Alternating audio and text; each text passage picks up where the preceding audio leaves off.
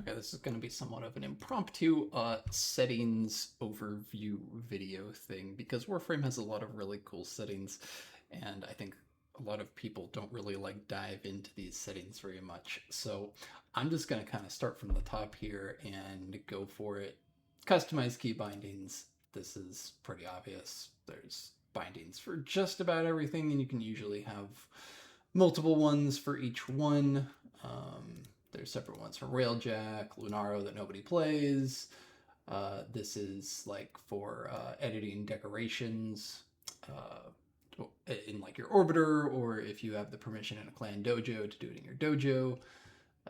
Frame Fighter, Shawzin, Drifter, all of that. If you don't know what the Drifter is, keep playing story, don't ask.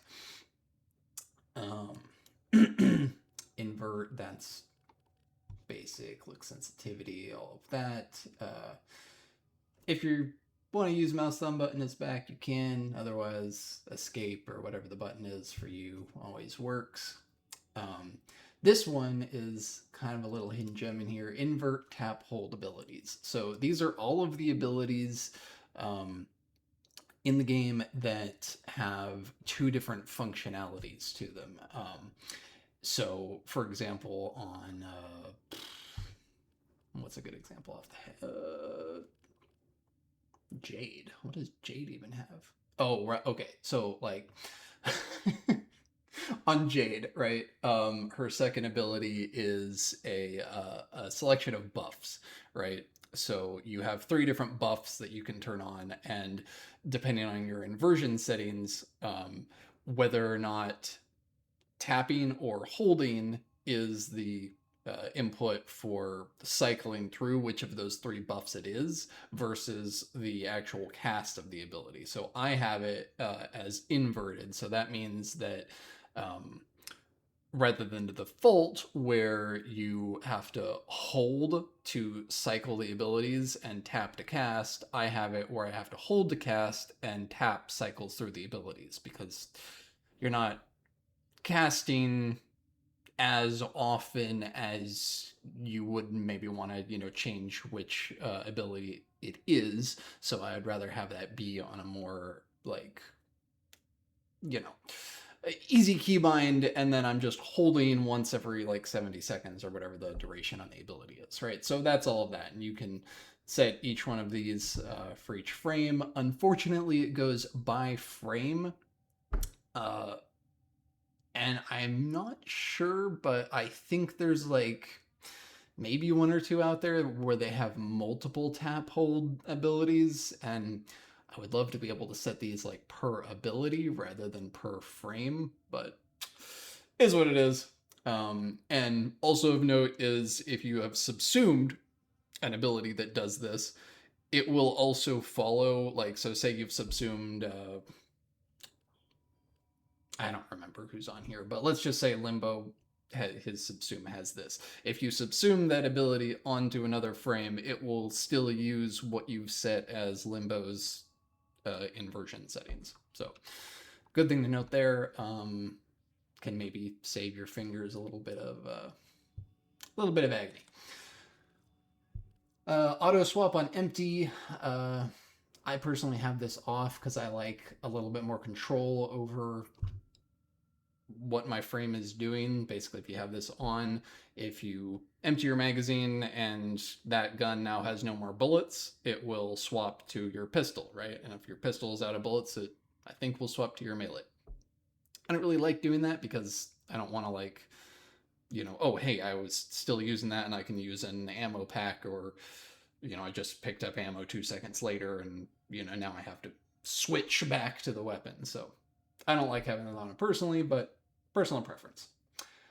Reload with context action input.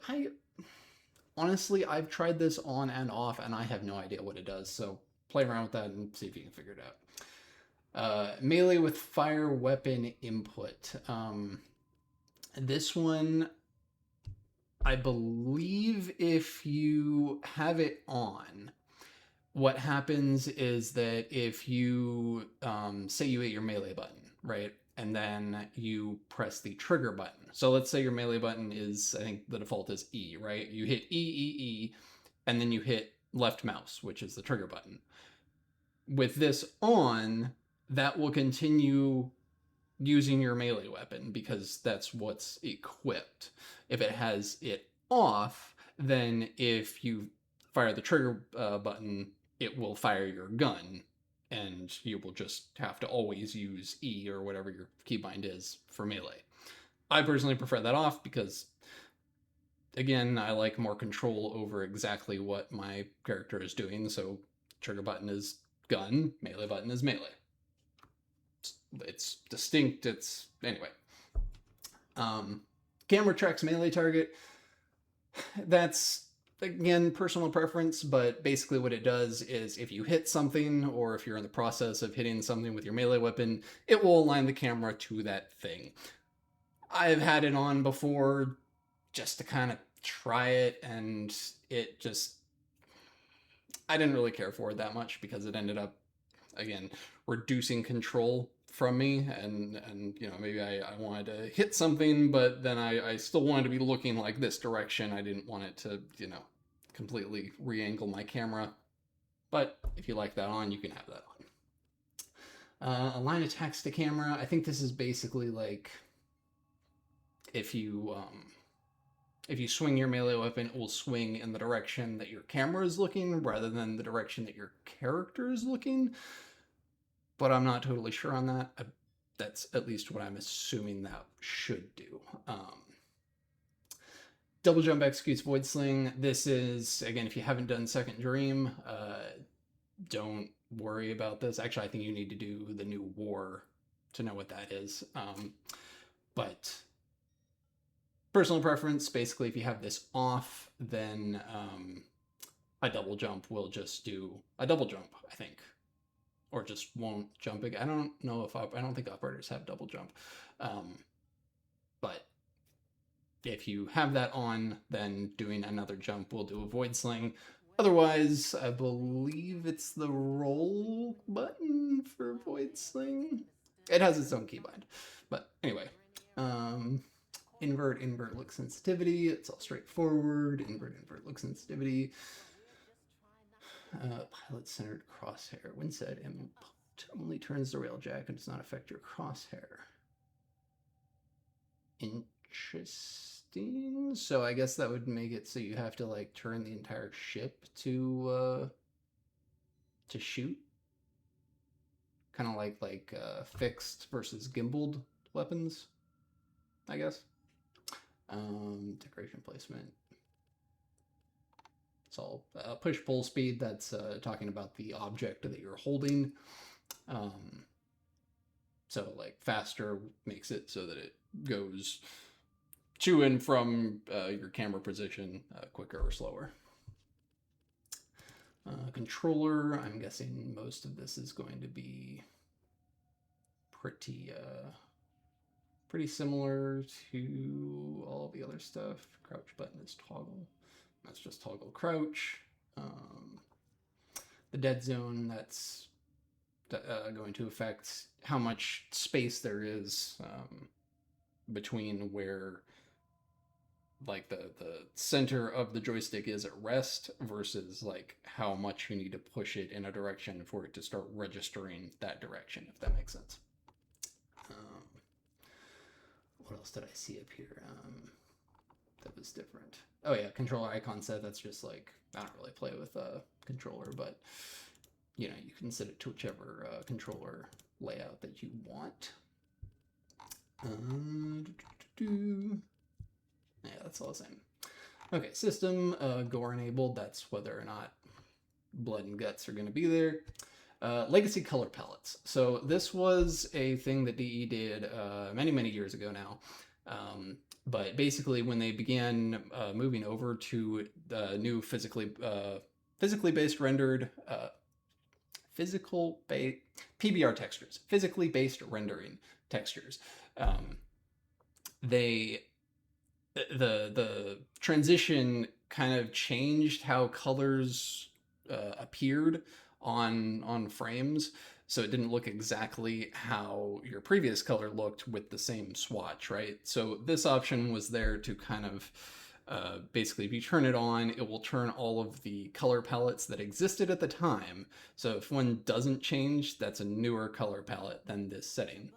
But it changes them all to supposedly a gamut of colors that works with the new textures. In my experience, it makes them all pastel, and that was not like how the old textures looked at all, so it doesn't really do what they intended it to do. But yeah, if ever you happen to accidentally find that your color palettes, some of them look very pastel when they were very vibrant before, check this setting. You might have that on. If you kind of want to cheat and have a second set of pastel color palettes, I'm pretty sure you can like turn this on, pick a color, and then go and turn it off, and it will save whatever the color is. I think. I haven't touched it for a while, but that's what that does. Razer Chroma, that's if you have a Razer Synapse enabled device. You can have it like adapt your keyboard lighting or whatever to the game, something like that. So network region. This is kind of one thing that people get sort of wrong with Warframe a decent bit, which is Warframe doesn't have servers, right? Warframe is peer-to-peer. So that means that whoever is the first person into a mission, their network is who you're hosting off of. There's not some, server off that D has servers to host like information about your account and all that sort of stuff, but the actual missions are hosted between players.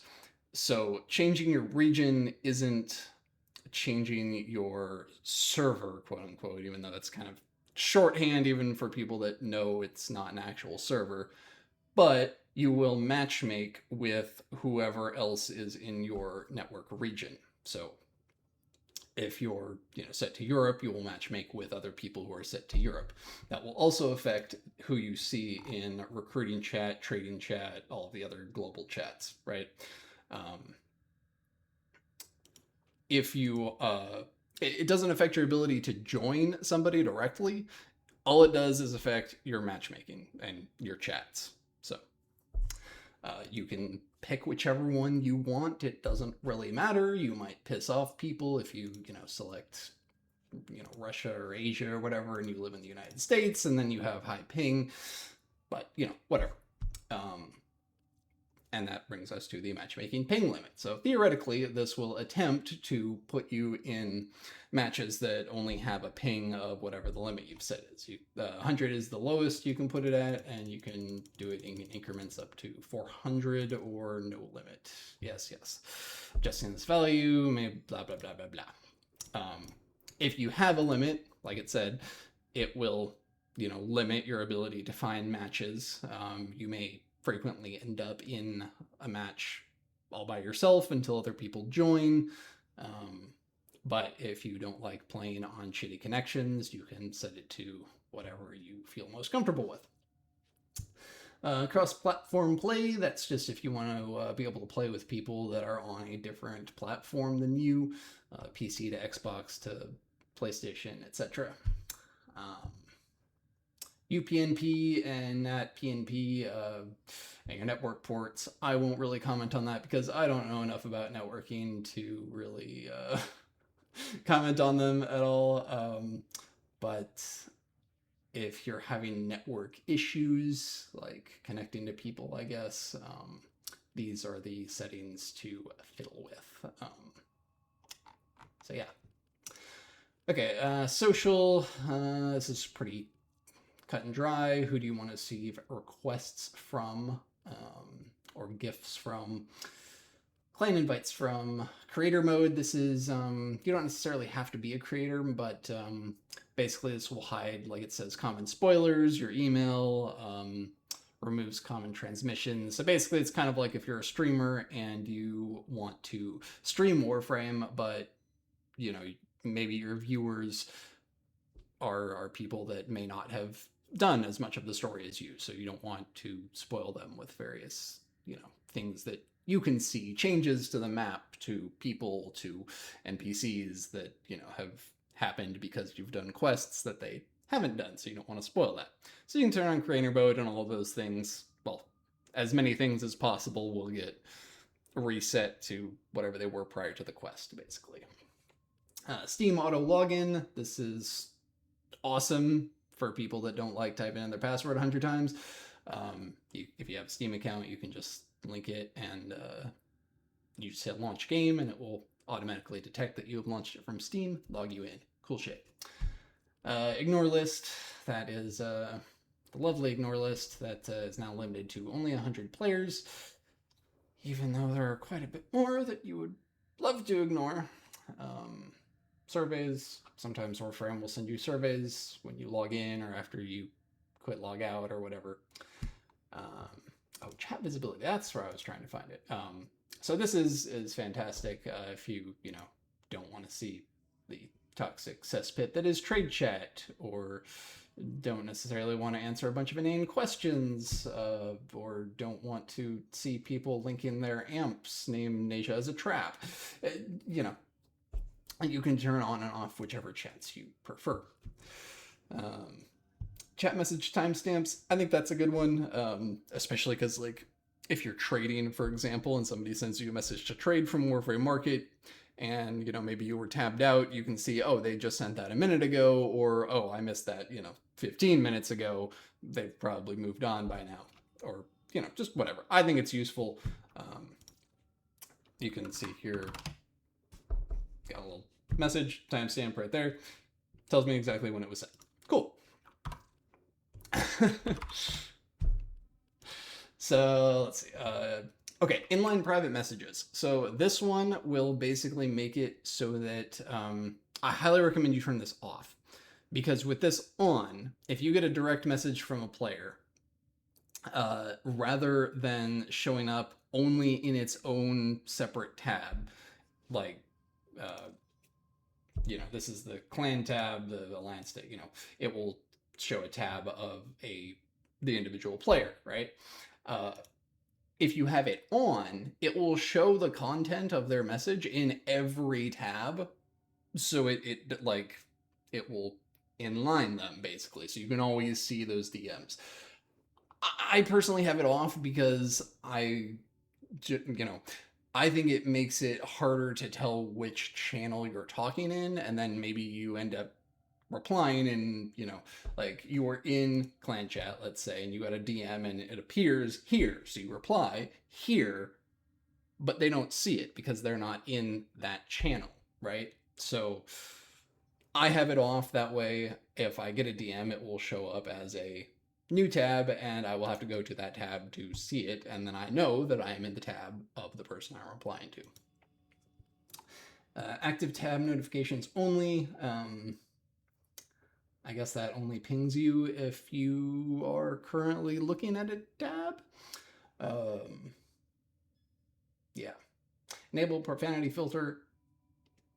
I mean, I hope you're not a child. Just turn it off. It's the internet. We can fucking swear. Mute chat notifications. If you don't like getting pings, cool, but it's not really that intrusive in my opinion anyway. So I have it at max. It's just like a little zip, like you can barely hear it. So interface. Okay, what do we got? UI theme. This one's also kind of just nestled right there that people might not notice, but you can change the entire, Jesus Christ, background, color themes. You've got a few of them that you can also buy for plat. I'm sorry for slugging your eyes. And then these ones change the different background thingies on the the login screen and various other kind of screens like that. And then the sound effects, you can preview them here.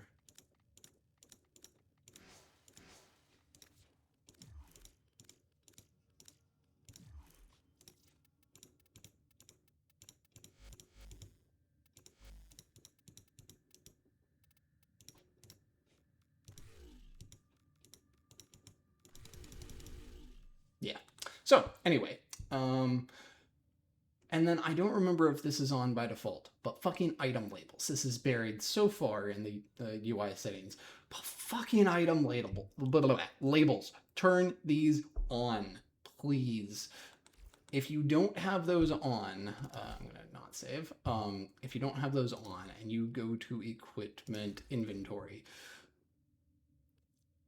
all of the things here that say like Centaur and Elytron and Wrathbone and Violet Archon, all of that, none of that shit will be there. I have no idea why that is even an option at all, but all you will see are just pictures.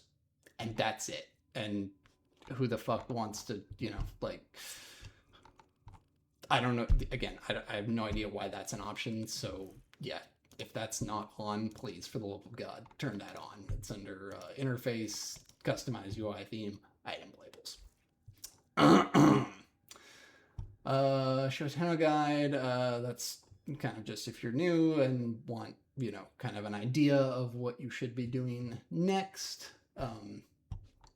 Menu scale. So this is kind of depending on like your resolution and, you know, what you kind of want. I personally use Legacy just because I don't like it being so. I'm currently using full because it can show the you know, you don't have to squint for it, but I'm on a big display, so I use Legacy, and that looks a little bit smaller. It's you know, if you're on a normal size screen, it probably looks itty bitty, but on my side, it is it's perfectly visible, and I don't need all of this stuff cluttering my screen. And then when I go to, like, you know, inventory, I can see all of the things. I don't have just, you know, 12 on my screen. I can see all of the everything. Anyway, so that's what that does, and you can obviously adjust it if you want to use custom as well. But I will switch back to full for the duration of this.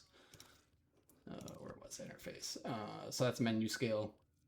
Numeric separators, this is for if you are insane and are one of those weird people that use fucking dot for a comma and a comma for a dot, or you can do that, which is even more insane. Or what the fuck is this? Jesus Christ. Okay, yeah, no.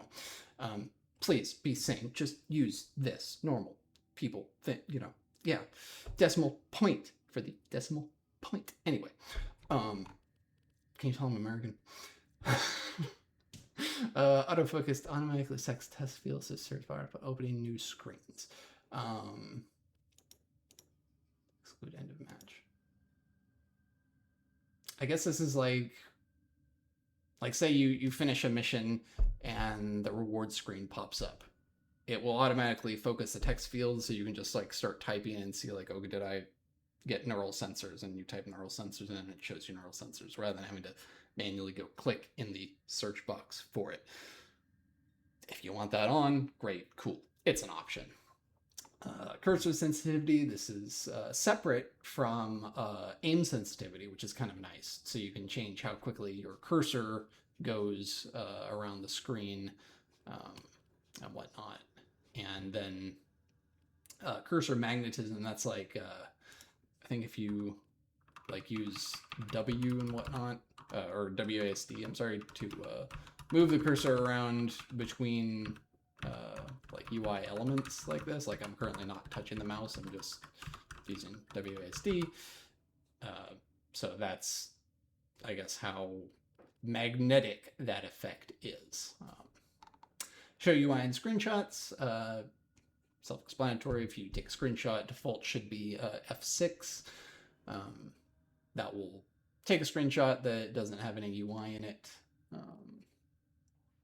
Or you can always show HUD, turn that off if you want to, like, you know, do recordings or whatever, cinematic stuff.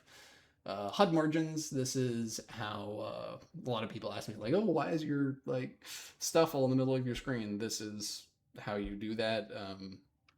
You use the arrow keys to adjust those. So the white brackets are the edge of where your HUD is. So like your health and your ammo and all of that. So again, I use a very large screen, so I have these, you know, by default, they're at the edge of the screen, but I have them adjusted inwards so that I'm not, you know, it's closer to my center of vision on this this monitor. So that's what that is. Where was I? HUD markers, right. HUD scale, that's like, again, the ammo, the health bar, all of that. That's how big all of that stuff is on your screen. Damage numbers. There's a lot of settings for damage numbers. I personally have them off because I find that they are pointless and clutter the screen, and I don't care if I do 1,000 damage or 1,000,000 damage or 1,000,000,000 damage, as long as the enemy is dying, right? So I turn them off. But you can set like compact, how big they are. I think compact damage numbers will make it so, like, rather than going, 1,000 for 1,000 damage, it'll be like 1K damage, maybe. I don't play with damage numbers on, but you can fiddle with all of these, make all your numbers look how they want, and there's, good lord, so many of them. Wait, I just oh, that's just the button to go back. I thought there was another screen in there. But yeah, these are all of your options for those. Okay. Affinity numbers, I leave those on because those are the little numbers that pop up saying, like, however much XP you got for getting a kill. That way I know that I have killed an enemy. So I do leave those on. But personal preference, a lot of people like the numbers and seeing big, long numbers go pew. Show player list. If you don't have this on, you are a psychopath, or just, even if you only ever play the game solo, why would you turn it on? But if nobody's in your match, then it's not going to show up. If somebody is in your match, why the fuck would you not want to know whether they're down, how much health they have, if they're buffing you, if they're getting one of your buffs? Like, it's just, that's the player list. Like, don't turn that off, please. Teammate glyphs instead of icons. This will make it so that when in the player list, it will show the person's like profile picture, basically, as opposed to just showing a picture or an icon of the Warframe that they're playing. Show teammate names. That is like not in the player list, but the like physically in world, showing the name over the player. Ability dots on reticle. This one, sure. You can have that on if you want. Basically just puts 4 little dots underneath your crosshairs, and those dots will indicate for you what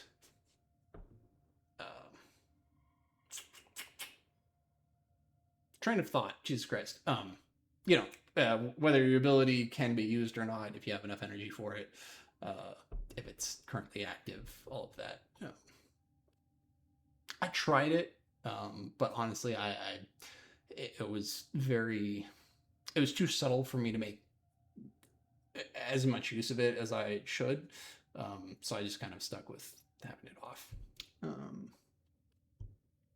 Enemy names, health over enemies. That's, again, in world. If you kind of want it to be a little bit more cinematic, I guess, you can turn that off. Lock map rotation, that's whether your map moves with the camera or if it just stays how it is and moves your view cone icon around. Mark your pet, they'll just put an icon over your Koorui, Kavad, whatever it is. Prefer overlay map, that's for psychopaths that want the map to be shown like in the middle of their screen kind of thing, the big blown up map.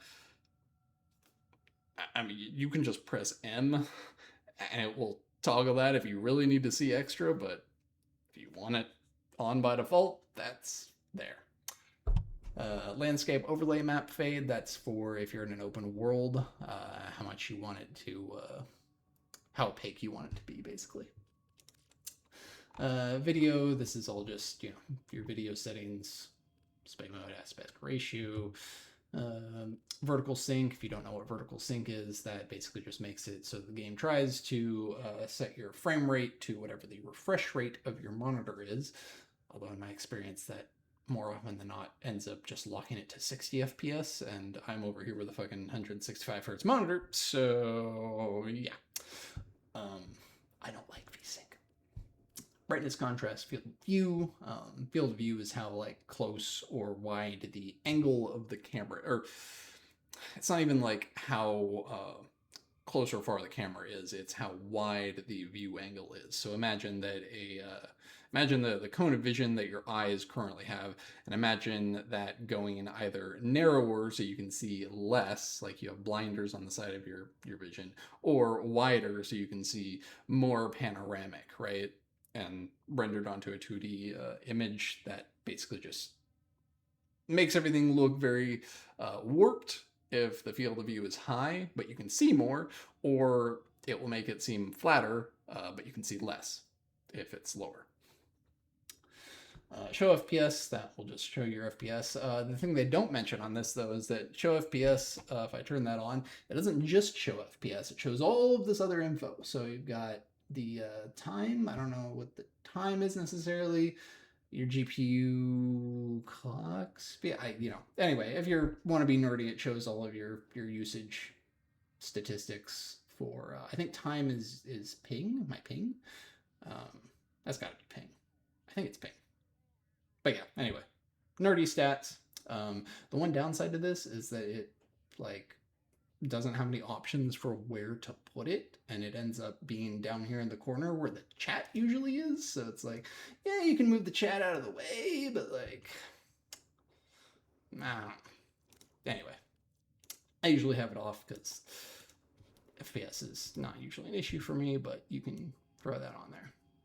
Upscaling, this is if you want to try rendering your game at a higher resolution. There's options, I think, yeah, like DLSS, all that new stuff. I don't really use it. I don't really need it. I don't think it's necessary. The rest of this is just typical graphic settings.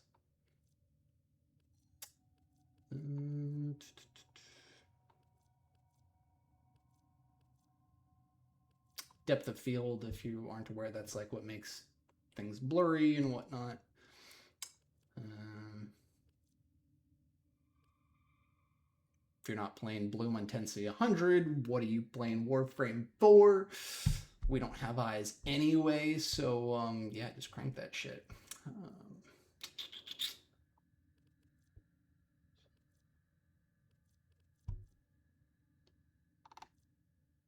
Yeah, the rest of those are hopefully self-explanatory. If they aren't, leave me a comment. I will explain them or try to. I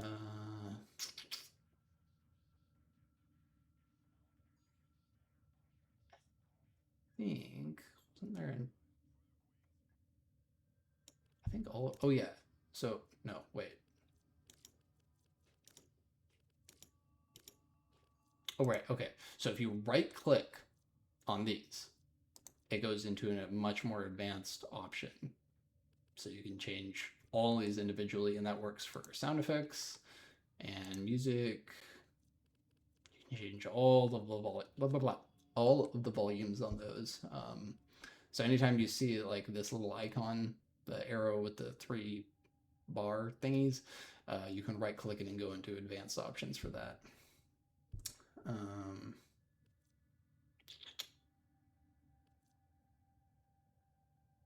I just had that on because I was seeing if it made any difference, but I didn't notice anything personally.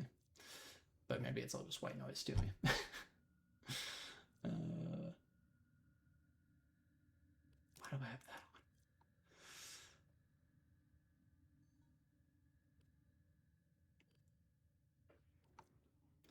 on?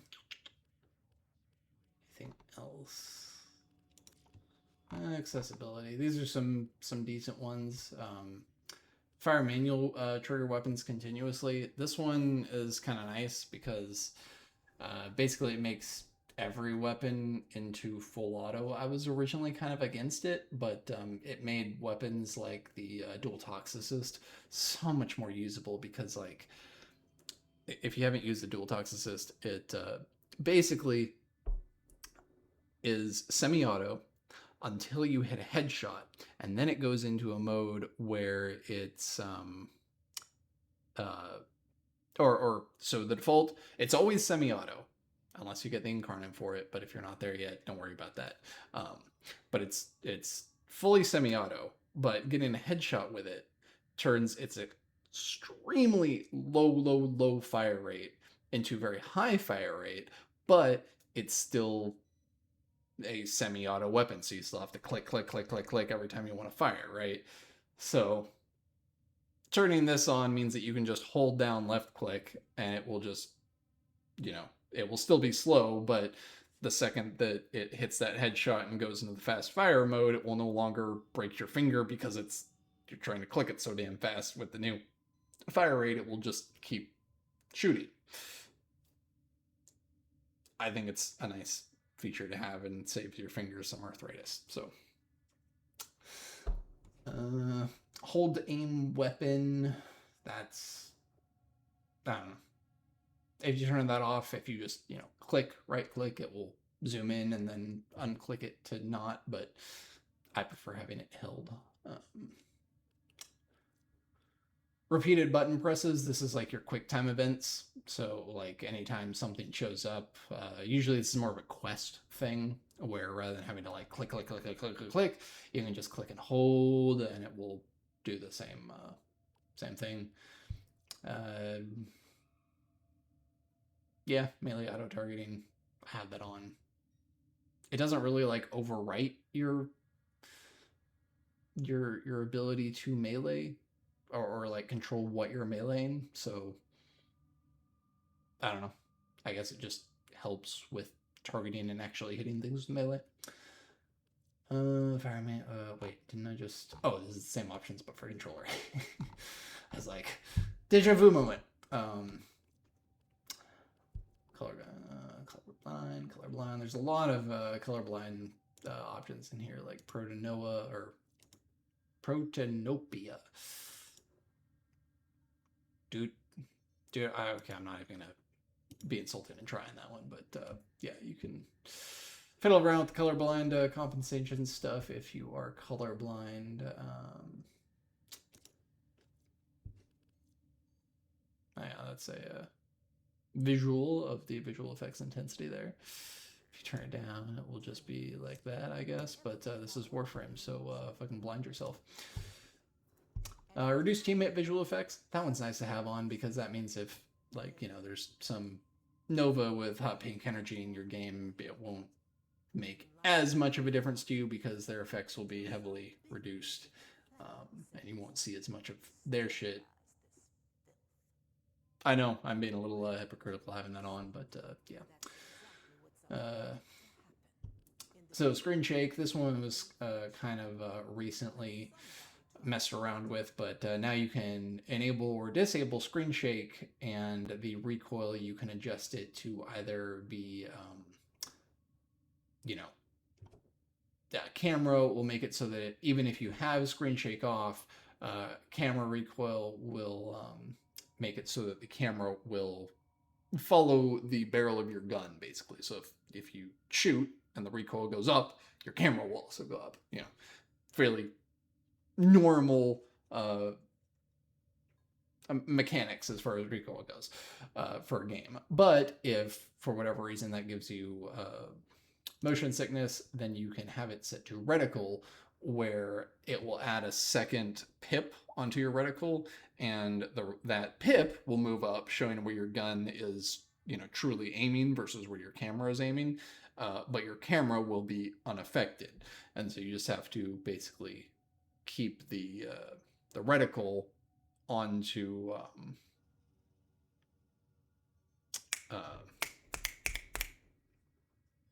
anyway, yeah. And then reduced is that pip doesn't show up, but there's less camera movement, I guess. So it's like kind of best of both worlds. I don't know. I just have mine set to camera because I don't have motion sickness. So cloaked appearance is pretty cool. So this is showcasing on the right how cloak looks. So you can either have it be normal, where it cloaks you and it will usually use whatever your the frame's cloak effect is. So like Loki has an energy effect around him that cloaks him. So it's not like, it won't actually look like this looks. It will have whatever your energy color is rippling around you. But you can make that black and it will look like this. It will look invisible. You can set it to semi-cloak, and then you will have like kind of a visual of what your frame looks like, so your fashion isn't totally destroyed, but you will still be able to tell that you are invisible. And then there is glow cloak, where it indicates that you are cloaked by this glowing effect, but you don't actually visibly go invisible, but you will be invisible for the enemies. This doesn't affect how the enemies see you, it just affects how it's represented to you. So, character highlighting, this is basically if you want, you know, added visibility for enemies and whatnot, or allies, or whatever, it highlights them in the color that you choose.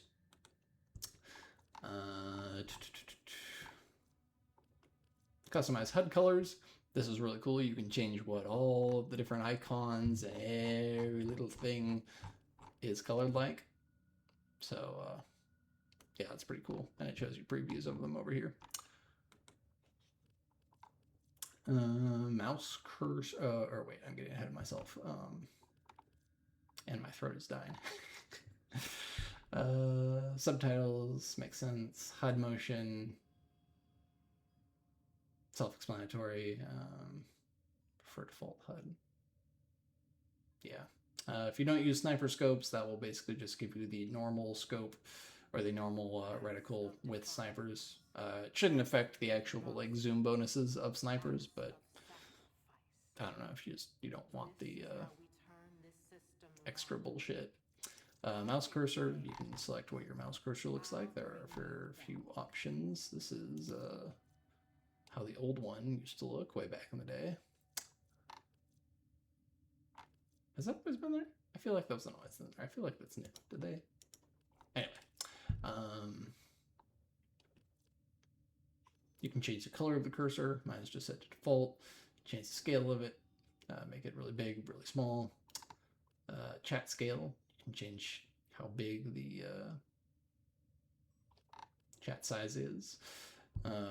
Show emojis as text. That's like if you type, you know, like